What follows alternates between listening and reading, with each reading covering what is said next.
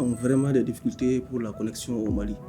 Elle n'est pas de qualité comparée aux autres pays de la sous-région. Je suis obligé d'aller sur le toit pour avoir la connexion. Je prends mon ordinateur et puis voilà, je cherche la bande passante et tout.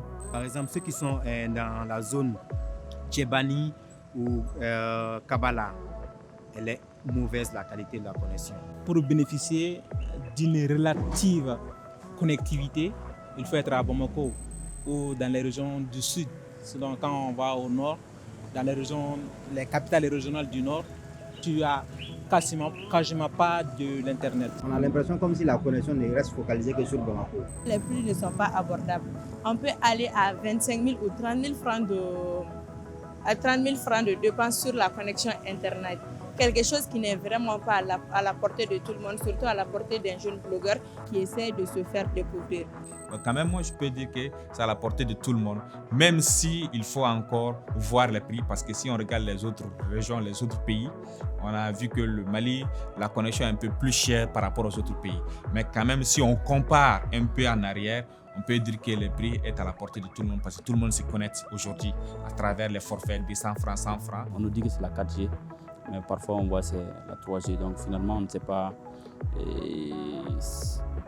On pense que les opérateurs ne nous disent pas la vérité. C'est bien dommage parce que souvent il vaut mieux dire la vérité aux clients.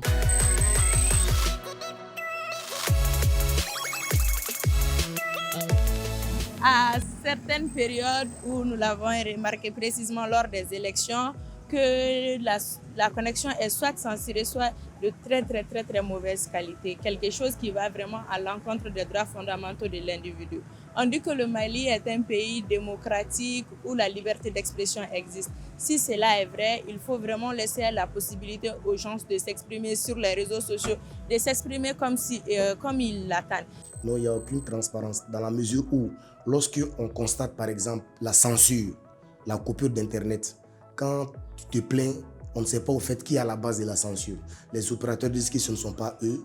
Le gouvernement dit que ce n'est pas lui, que c'est l'AMRTP qui s'occupe de la connexion. Quand tu vas du côté de l'AMRTP te dit ce n'est pas nous. Or, dans certains pays, quand il y a coupure d'Internet, le gouvernement fait un communiqué pour dire pour telle raison, nous allons censurer Internet tel jour. Je trouve que c'est des coïncidences trop faciles. Donc, il y a forcément quelqu'un qui est à l'œuvre de tout ça. Le moment où ça se fait, c'est trop facile au fait. Qui gouverne l'Internet, même dans le monde, en fait, on ne peut pas dire qu'il y a un gouverneur de l'Internet, car vous savez, l'Internet, le nom même l'indique, c'est une interconnexion des réseaux, et chacun gère son réseau indépendamment de l'autre. Mais pour que les réseaux puissent être interconnectés et qu'ils fonctionnent, il y a tout un protocole pour qu'ils puissent parler entre eux.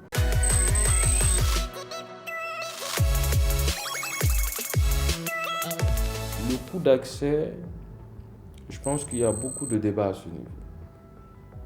Quand on regarde la moyenne en Afrique, en tout cas en Afrique subsaharienne, le Mali est un pays où, à mon avis, le coût n'est pas aussi exorbitant par rapport à certains pays. Mais nous devons faire encore davantage des efforts pour améliorer l'accessibilité, que ce soit en termes de coûts et en termes d'infrastructures par rapport au maillage du territoire. Aussi le rôle de l'autorité de régulation d'être un peu plus regardant par rapport à l'investissement et la réduction de l'investissement de ces opérateurs pour avoir un impact sur le coût.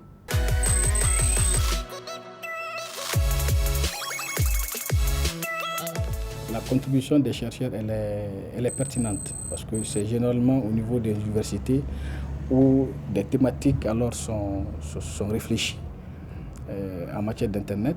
Donc il y a des thèmes de recherche alors, pour voir comment est-ce que alors, on peut améliorer la qualité de l'Internet, n'est-ce pas, au Mali.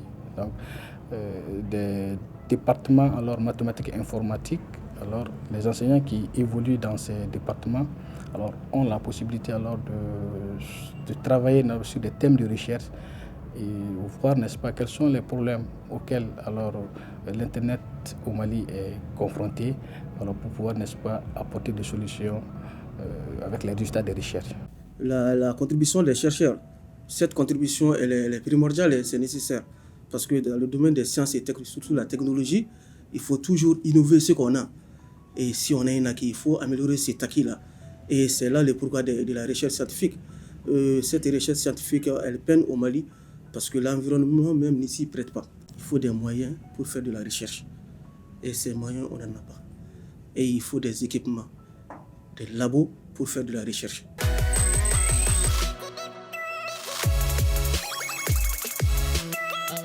On est conscient que dans certaines zones du pays, on a des difficultés aujourd'hui à avoir même l'Internet, compte tenu de plusieurs aléas que vous connaissez, sécuritaires et autres que vous connaissez.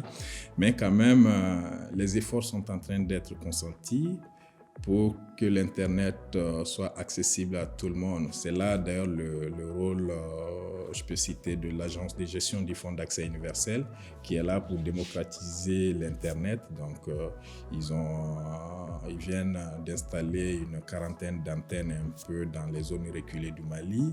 Et le projet va continuer. Il y a d'autres types de projets, notamment les cages Wi-Fi et autres, qui sont là pour non seulement rendre l'Internet accessible à tous les Maliens, d'où qu'ils sont, mais aussi la qualité.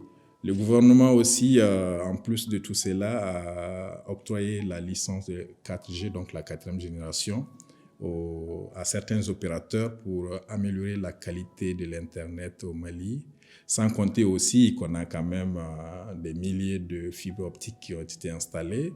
Et il y a d'autres projets aussi qui sont en cours pour que les Maliens puissent avoir accès à l'Internet via les fibres optiques aussi.